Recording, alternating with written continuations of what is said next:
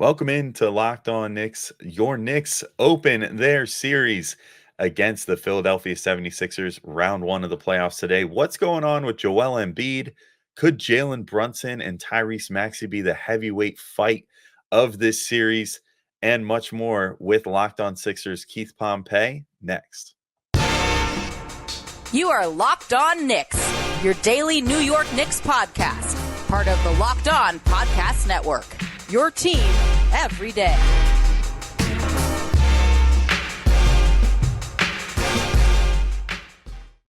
All right, welcome in to Locked On Knicks. Today's episode is brought to you by FanDuel. Make every moment more.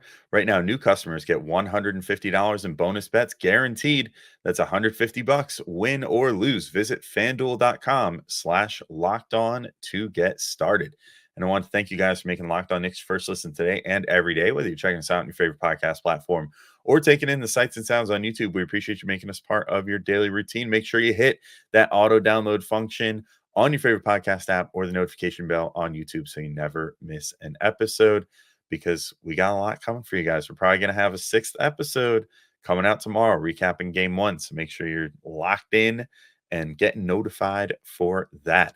I'm Alex Wolf. I'm editor-in-chief of Knicks site, The Strickland, which you can find at thestrick.land, joined by Locked On Sixers is Keith Pompey, who had a lot of great insight about what's going on with the Sixers, what's up with Joel Embiid, how the Sixers might try to defend Jalen Brunson, and much more. So let's get right into it with Keith.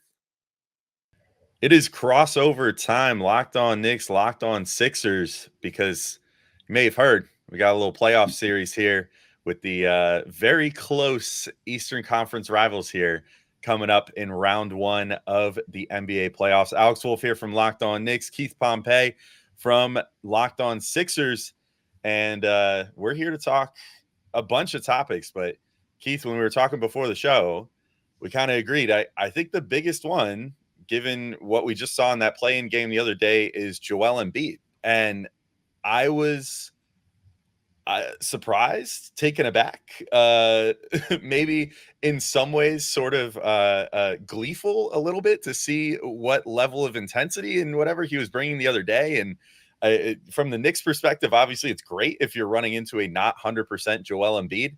I mean, what's sort of the scuttlebutt right now as far as what's up with Joel after that tough game against the Heat the other day? It's weird because a lot of people are talking about it. They're all like a little bit concerned, like, what did we see? Like he's against the Heat, he wasn't his normal aggressive self. I mean, he shot 3 for 12 through 3 quarters. Now, he turned it on in the fourth when he went 3 for 5. Now, to me, is two things. I do think that his knee is bothering him. He's hampered a little bit. But I also think that he was a little nervous, too. Like, he was lacking aggression.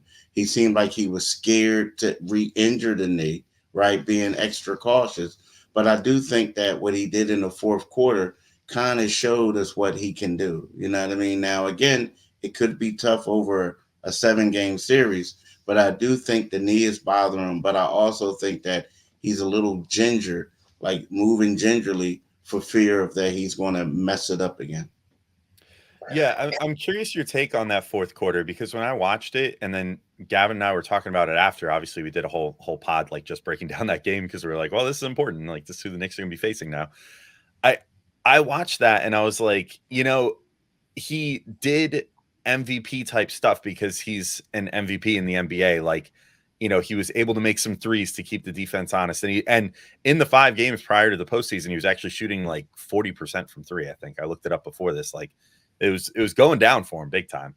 But it seemed like a lot of what they were doing was sort of running him almost as a decoy up top. Like, it seemed like he was getting the ball up top, and then the decision was either shoot the ball or make some sort of a head fake or something to allude to possibly driving, but then not actually drive, kind of just draw that attention of the defense and then try to kick over to, it was Nick Batum the other day hitting all those threes, or, whomever he could find on the perimeter there to try to hit a shot. Like, I was watching that, and as a Knicks fan, I'm like, that particular game plan doesn't scare me too much, just because I feel like the Knicks have guys that can check him out there.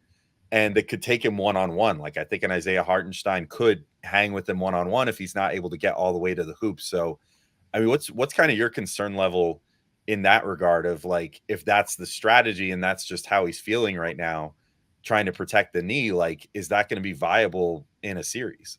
No, it's not, because you know what? When I looked at it as well, he did hit a couple shots. Now the difference is he did the same thing last year against the Boston Celtics in Game 7 when his knee was bothering him. He was in a lot of pain, and he did that, but he didn't make the shots. So when that happens, it turns out to be, hey, well, how come you're not on the block, right? So to me, it's like Joel.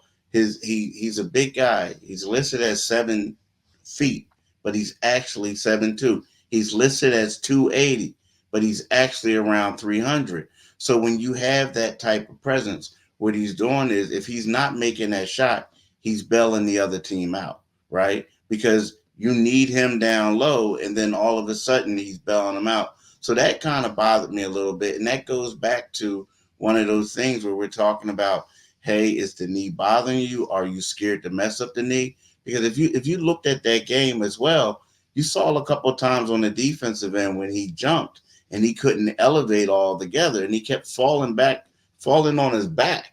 And so when you see things like that, you get a little nervous, because it's like, do you have no lift, or is that a product of you just being a little scared of the contact, right? So to me, when I saw that, yes, he hit those 2 threes that were huge, and he did pass the ball to Nico, like you said. But I feel like if he would have missed those threes, like he did, it looked good. But if he would have missed those threes, we would be talking about, the Knicks playing the Miami Heat on Saturday. Yeah, and with how things ultimately went with the Heat, I mean, I guess that would have been the preferable outcome. Like, I found myself going back and forth between, do I want them to face the Sixers? Do I want them to face the Heat throughout that whole game? Because there was a lot of sloppy play in that game overall. I guess the thing to close this Embiid part of the show on, for me, would be, has there been anything kind of coming out? Like, I don't know I haven't exactly been keeping up with the press availability, press availabilities for the Sixers or whatever, but has there been any addressing of what the issue was the other day as far as like the injury, or is it kind of just assumed like, yeah, it was the knee injury and he just was kind of favoring it? It was the knee injury. I think he did tweak it. From what I told, when people looked at the knee, it was a little bit of swelling. So it was kind of like one of those things where they knew that he wasn't going to play on Sunday, right? So he was listed as questionable, but some of his teammates knew that he's not going. Like, he's not going to go just because of, like, they were saying at the time, precautionary reasons. Now, the problem is with Joel, it's like, unfortunately for him, is he has a lot of injuries, a lot of tweaks. Like, he's torn the meniscus on that knee before. Last year, or a couple of years ago, he tore the meniscus in the other knee. So it's like he's been dealing with knee injuries all the time.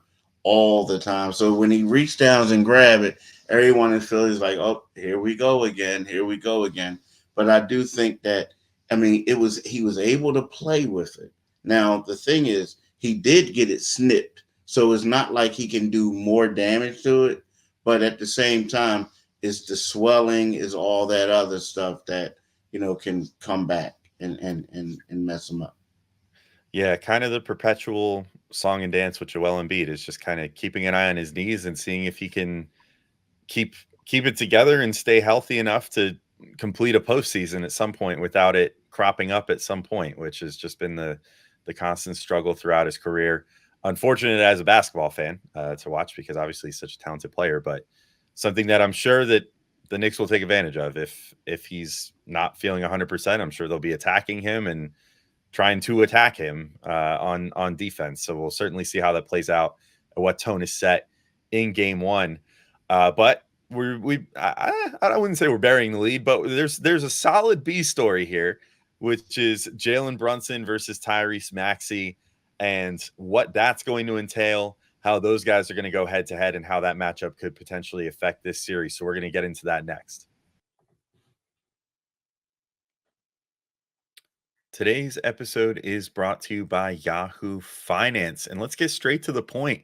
You want to grow your portfolio to deal with the rising cost of inflation, to pay off your debt or your mortgage, pretty much anything standing in the way of you and financial freedom, right?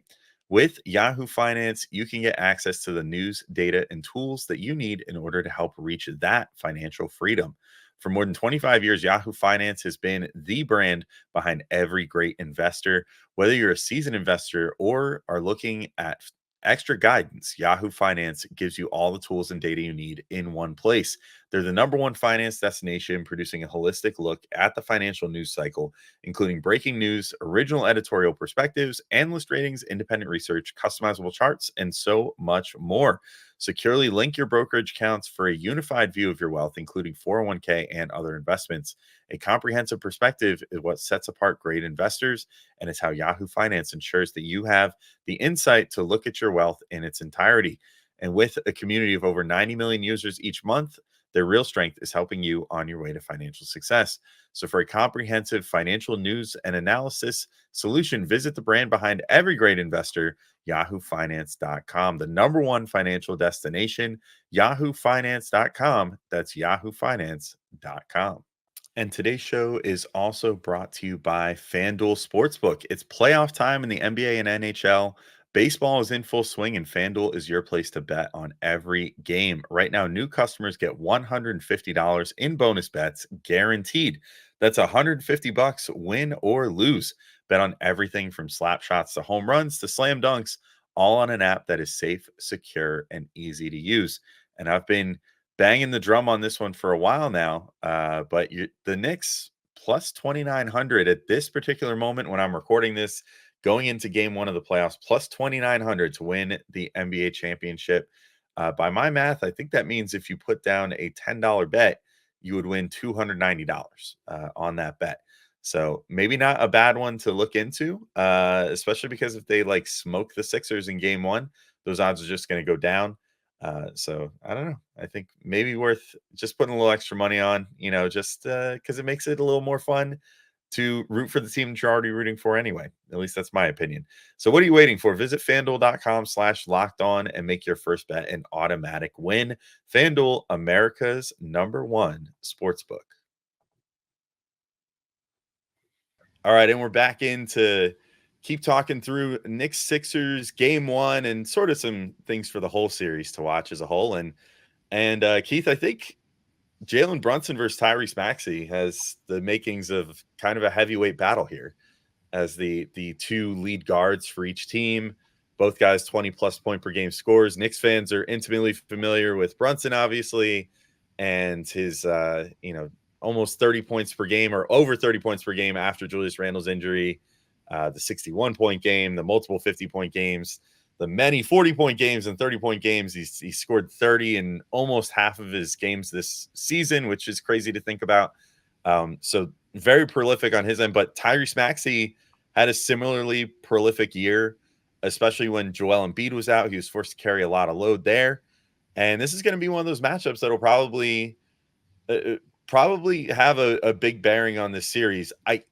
I'll get into it in a second. I don't know if I necessarily see these guys being one-on-one with each other, like defense and offense. I think that both teams are going to try to assign their best defender to the other as far as their best wing defenders. But I do think that what they do on offense is going to have a big bearing on the series. I mean, what are you kind of looking for out of Maxey coming into this one? Yeah, I mean, the thing about Maxey is, I'm really intrigued on how the Knicks are going to defend Maxey, especially with Embiid, if they figure out that Embiid's knee is bothering him. Because typically what teams do, they let Maxey go when Embiid wasn't playing, is they let him go 100 miles an hour. He'll end up with 30 points, but like 27 of those points are coming in the first 3 quarters. And then all of a sudden they'll start blitzing him and he has to get the ball. They'll get the ball out of his hands. To me, I want to see how they're going to defend him. I think that they have some defenders that who can probably say, okay, we're going to try to go man to man on him and see what we can do. But to me, Maxey, the thing is, you're talking about seeing what we're going to get out of him. I think that he's going to have to make a lot of great reads, a lot of great passes. He's going to have to attack as well. So to me, everybody talks about Joel Embiid, but the key is, what is Tyrese Maxey going to do? Because he has to become the distributor. I know you have Kyle Lowry, but he also has to be a scorer, and he has to make sure Joel gets his touches as well. So to me, it's a lot. And I think that the Knicks have a great defense, and Tibbs is a great defensive coach, to whereas they're going to try to trick them. They're going to try to confuse them, because against the Miami Heat, there was a time where he struggled early on against that zone. So it's a copycat league, and I want to see what the Knicks are going to be able to do to him. Well, I could tell you with, I don't want to say 100% certainty, but with very close to 100% certainty, I don't think the Knicks are going to try to imitate what the Heat threw at them as far as the zone, because Tibbs is like very averse to zone. I don't think he has ever deployed a zone since he's been the coach of the Knicks. And, it is sort of the classic back pocket move for most NBA coaches now. It's like, we came out a little weird in this game. Switch the zone. Let's see if we can get some turnovers, defend the paint, make them beat us from the outside, and if they hit some threes, then maybe we'll switch back to man and try to do it the traditional way or whatever. Tibbs has no such inclination. He's like, my defense is good. Like, I know how to coach this. Like, it can always make a comeback. Because the Knicks play a style where it's not necessarily like it shares, I think, some of the similar principles of zone in a way where they're desperately trying to take away you getting all the way to the hoop and trying to make you kick it out to the perimeter, but they're trying to predict and funnel you a certain way, which if Maxey isn't ready for that and the coverages that they're going to throw, then I think the Knicks are going to be looking to create some turnovers that way, because that's sort of their brand. They funnel you towards the hoop. They have Isaiah Hartenstein or Mitchell Robinson, or sometimes Precious Achiuwa in smaller lineups, waiting down there to defend that rim. And then it makes you think twice. You look to kick out, but then, make your first read or whatever to your dominant side or whatever. And, oh no, that guy's covered over there. You try to kick it the other way, and you have like a Dante DiVincenzo ready to sprint over, get a hand on that ball, and, force a turnover, which is why the Knicks did a better job. At least anecdotally, I honestly did not check the stats, but anecdotally, I think they did a much better job of forcing steals this year. DiVincenzo himself, I do know for a fact, was like top 5 in the NBA in deflections this year. And that's a forte of Anunoby's as well, who probably won't be on Maxey one-on-one, but certainly could be on him from time to time. Which I guess brings us to Brunson and how the Knicks are going to deploy him. And I not to bring it right back to Joel Embiid, but I think that a lot of what's going to determine this is how well Embiid is able to defend the Hartenstein and Brunson pick and roll, because that's been a very key part of what the Knicks have been doing lately. It's honestly, I think arguably the biggest single factor in Brunson's like recent dominance and ability to score as many points as he has and everything is that he and Hartenstein have such a good combination as far as, Brunson takes the screen. Hartenstein will, kind of slip and start going, towards the hoop. Brunson has that opportunity to kick it to him if he gets doubled by those two defenders. And then Hartenstein is just such a talented passer and finisher that he can either put it on the floor, take it all the way in for a couple dribbles and dunk it, or look for an Anunoby or a DiVincenzo or a Josh Hart cutting to the hoop. And it's very beautiful stuff. So I think if Joel Embiid isn't fully in it like he was the other day, where it seemed like he was desperate to just kind of drop as far as possible in coverage on defense and was almost under the basket at times, it felt like. I don't think that's going to work too well against the Knicks with what they're trying to do here. So I don't know, what have you seen of Brunson? Like, I'm just curious your perspective. Like, how do you think that the Sixers are going to approach that matchup? It's going to be tough, because right now, when you look at the Sixers starting lineup on the defensive end, the guys who can guard him or try to guard him, is what in the starting lineup, maybe Tobias Harris. But I think that's a bad matchup for Tobias, an extremely bad one. And then you also look at Kelly Oubre, right? Now Kelly Oubre has been an approved defender. He's 6'7" with a 7'2" wingspan, but at the same time, I don't like that matchup either. So whereas you look at it and you say Nico Batum. Now the problem with Nico Batum, if you notice when they ever play the Knicks, whenever he does guard them, they were always being able to switch Nico off of him. And then he would still be able to get wherever he wanted to on the floor. So I think that's a bad matchup. Now, again, the last 3 games, Embiid didn't play. But at the same time, we're looking at it, if we're basing it off of what we saw from Embiid the last game, like you said, underneath the basket, this and that, they're not going to have a lot of success. Now, if Embiid was healthy, what I would say is, you know what, I would feel a little bit more comfortable with Nico, knowing that, I hate to say it, going in that Brunson's going to get his shots. He's going to do things. But if you can get an occasional steal, if you can do some other things, be a little bit of a disruptor at times, but knowing that he's going to get 20 plus something points in that, then you can live with it. But I do think that the Brunson thing is the way he's playing right now.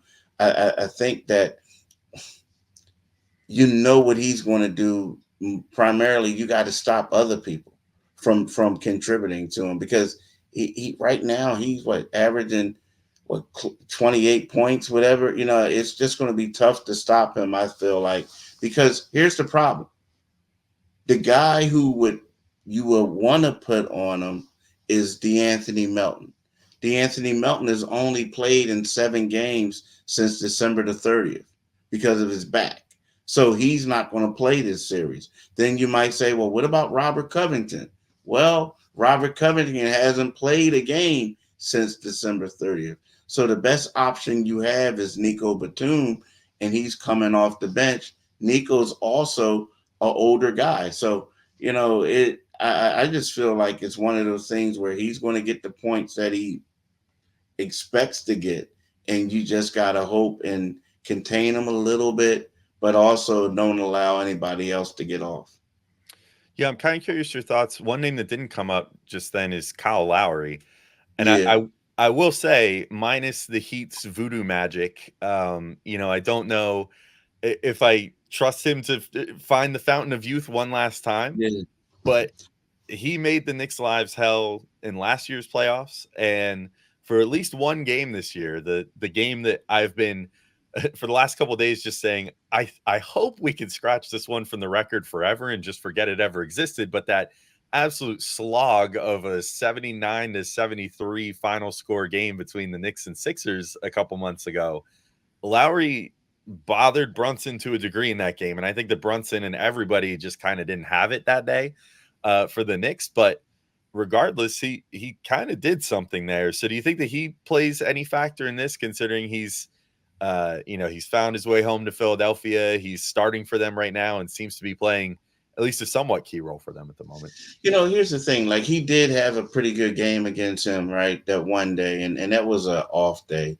Like, I feel like, you look at it, I felt like the Knicks missed a lot of shots.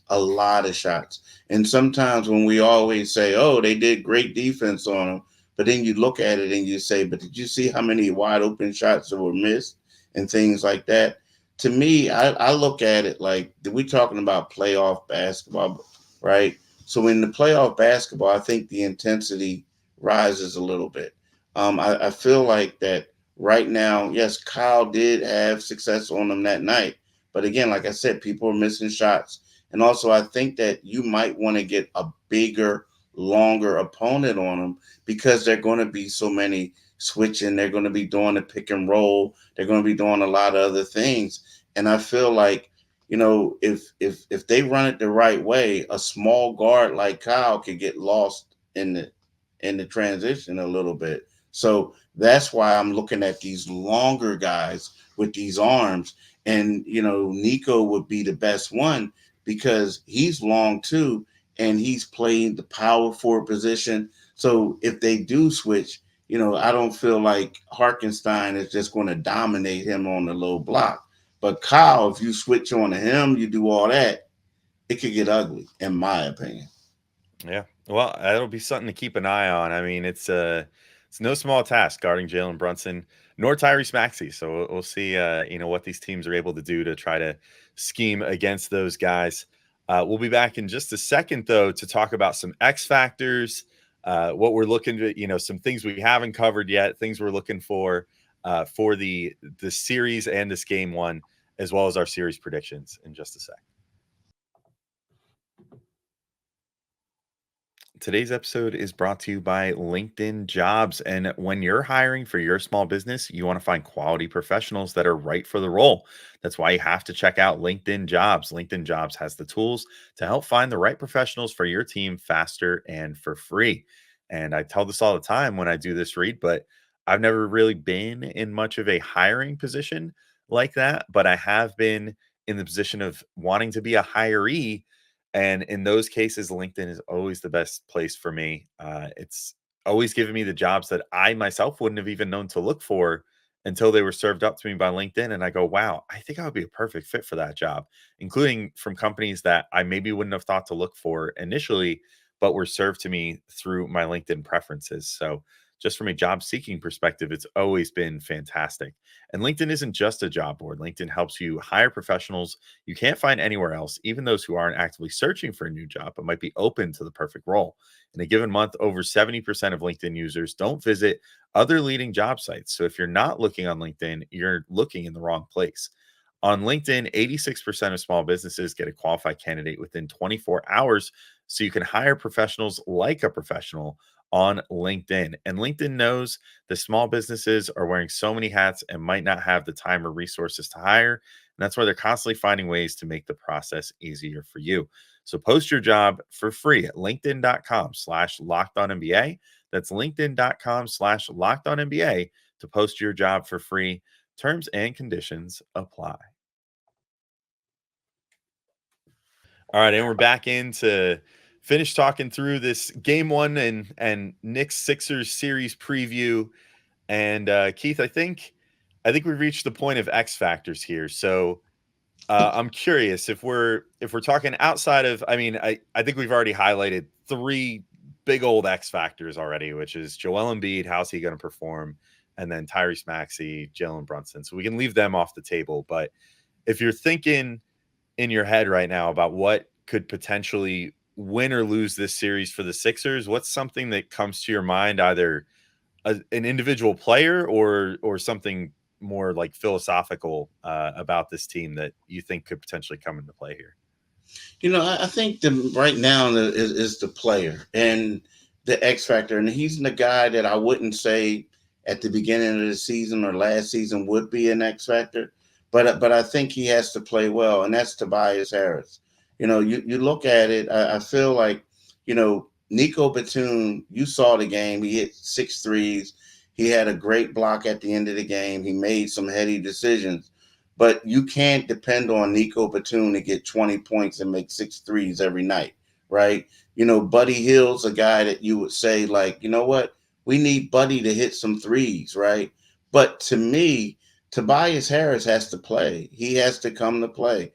He shot 4 for 10 the last game, and it sounds bad because he started out 2 for 3 in the first quarter. He only got off 2 shots in the second half, right? So a guy like him, he has to become that third star because, like, I believe, like, as good as Kelly Oubre has been for the 76ers, he's not used to these type of stakes. So he's going to make some mistakes. I believe that Tobias Harris has to be the X factor for the 76ers, and he has to play well in order for them to win this game or win this series. Yeah, I'm with you. I mean, I think, certainly he's paid like a second or third option, in the last year of his contract, making almost $40 million. And I mean, we saw how the fans in Philly reacted the other day when he was kind of stinking up the joint a little bit in the second half there. Did not exactly get a lot of love from the fans there. And yeah, I think that could be a key for them. If I'm looking at the Knicks side of things and I'm looking for my first X factor here, I think it's probably Josh Hart. Yeah. You talk about a guy who's stepped up and in lieu of Julius Randle, is sort of becomes he and Dante DiVincenzo sort of have sort of fused into like a third star. They both contribute a ton to the starting lineup, but DiVincenzo, I think that I can safely look at and see the outline of what he's going to be in the playoffs. Like if the shot keeps falling, he'll always have that going forward for him. On his best days, he's pretty good on defense.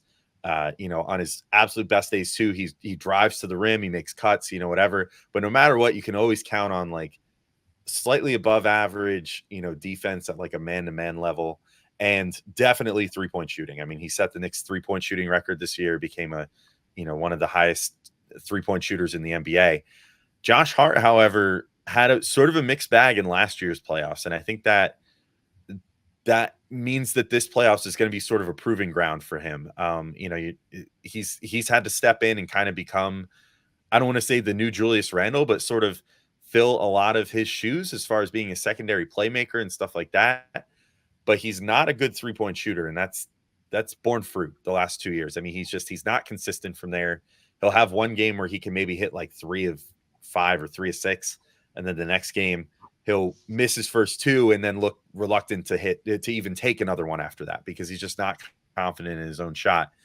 He has found other ways to contribute, though, and he's found a lot of really good ways to still, make his impact felt in the rebounding and running the break, driving all the way to the hoop on the break, but also in the half court, finding ways to make smart plays, try to always break the defense down, get to the inside, kick out to a shooter, of which the Knicks have a bunch.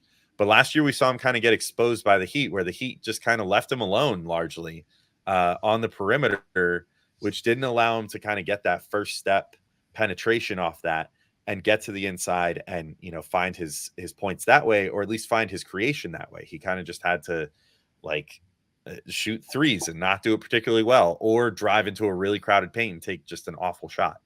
So I'm really curious to see how the Sixers approach that. I think if I'm Nick Nurse, that's a guy I'm probably zeroing in on and saying, maybe, if we can sort of take him out of the game, this might take the Knicks out of the game because they're going to rely on him for like 40 plus minutes a night and a lot of different things from rebounding to defense to playmaking and scoring and everything else under the sun, which is why he's been kind of a triple-double threat. So I think he's my first X factor. But do you have another one that is kind of sticking in your brain before we make our series predictions here?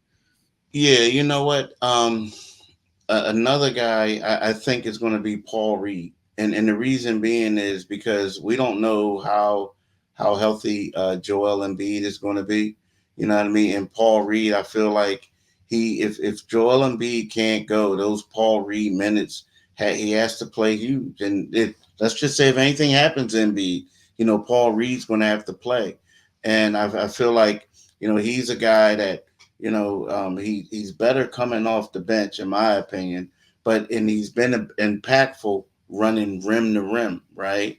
And he can make some shots. He can create a little bit. He's no Embiid, but I do feel like in the past there's been several games where he started in place of Embiid. Like he closed out last season's first round playoffs against the Brooklyn Nets, and played well. So I think that Paul Reed is a person that, you're going to have to keep your eye on, because the way Embiid looked the last game, he didn't look his dominant self. So a lot of these Paul Reed minutes, you got to see what he's going to be able to do.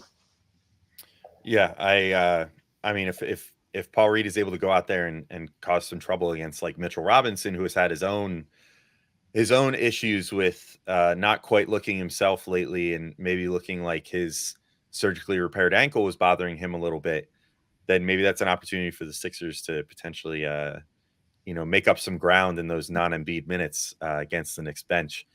I'm going to say my other X factor, I was tempted to say OG Anunoby because I just want to see how they deploy him. I'm curious who his matchup is going to be. I'm curious if they're going to try him out on Maxey, or if they're going to, just kind of say, hey, take one of Oubre or Harris out of the game, just shadow them like you're like, to make a nice New York reference, like your Sauce Gardner, Darrell Revis, whatever, just be the shutdown corner over there and keep them out of the game. But I'm going to actually say Deuce McBride is the guy that I'm really looking at here. And I think if I had to guess, I would be willing to bet that Tibbs is going to try to shadow a lot of his minutes with Tyrese Maxey and try to get that defensive presence on him. But what really is going to determine if that strategy works, I have no doubt that he's going to play really solid defense and that he's going to make Maxey's life difficult. But we're going to need to see if the consistent shooting that Deuce found down the stretch of the season can become like truly consistent and happen at a playoff level, which is the most important thing. And we've seen so many players. I mean, even for the Knicks, like Quentin Grimes last year when he was on the team, had such a hot back half of the season and then hit the playoffs and shot like 25% from three because it's a bigger stage. Your windows get a little smaller. The pressure turns up a little bit for a younger player like that. So I'm very curious to see if Deuce McBride is ready for that. I think he is. He made quite a few high leverage shots for the Knicks down the stretch of this season. And, he seems pretty unflappable to me. He's got a very calm demeanor, but that's kind of just who the Knicks gravitate to anyway. So that kind of counts as all their players. So I don't know if that's saying too much. But yeah, I'm very curious to see how things are going to go with Deuce McBride there in the series. But I think we've reached that magical part and, probably the briefest part, but the part that maybe kept people all the way here to the end. Keith, I'm curious, in as few or as many words as you want, what do you think is going to happen in this series? And who do you think wins and what do you think the final game tally is? I kind of, it depends. Like, it's weird because if Joel is healthy, I do think that the Sixers could win in 7. But if Joel looks the way that he is, I think the Sixers are going to lose in 6. Right? You know what I mean? If he continues to look the way he played yesterday, yesterday meaning Wednesday, I do think that the Sixers are going to lose in 6. If he plays well, I think they can win in 7. Yeah, I'm gonna do the total homer pick and just say no matter what, I think the Knicks can win this series. But I'm kind of with you. Like if Embiid does not look like himself and looks more like he did the other day, I think there's a world where it's Knicks in 5, but I would probably say Knicks in 6. I bet what would happen is, you'd get a couple games where it would look like vintage Embiid, and then a couple games where it would not look so pretty. And those would be the ones that would ultimately kind of decide the series there. If he does look like himself, I still have faith in the Knicks. I think they still got the depth. They have the shooting. They have the even for a fully healthy Embiid, I think they're well equipped to deal with him as much as can be said and at least make his life difficult and make the other guys beat them. And I really enjoy the Knicks' depth. And I think that they have built a really deep team with a lot of scoring on it, a lot of 3-point shooting, which was sort of the thing that doomed them last year. They've done a really good job of sort of remedying that. So they shouldn't have that shortage of shooting anymore that doomed them in that Heat series. So I would say if Embiid looks really good, Knicks in 7, but I'm thinking Knicks in 6 is my prediction right now because I don't know. I don't really see Joel Embiid's knee getting magically better in 3 days, and certainly won't get better the more games and more minutes he loads onto it. So I guess we'll ultimately see. But all that's left is to play the games at this point. So now that we've talked it out, hopefully everybody feels more informed on both our channels. Of course, I'm on Locked On Knicks, so you can always check that out. And Keith's on Locked On Sixers. We're here for you guys at minimum 5 days a week because around this time of year, probably more like 6 or possibly 7. I think Gavin and I are putting out 7 shows I think we're putting out 6 this week. Either way, there's a lot going on. But Keith, it was so good talking to you, man. And digital handshake. I think this is gonna be a really good series. I respect the hell out of the Sixers. I do think they're a really good team. But ultimately, I think the Knicks are gonna beat them. Yeah, me too. All right, man. Thanks for talking, and talk to you soon. All right, peace.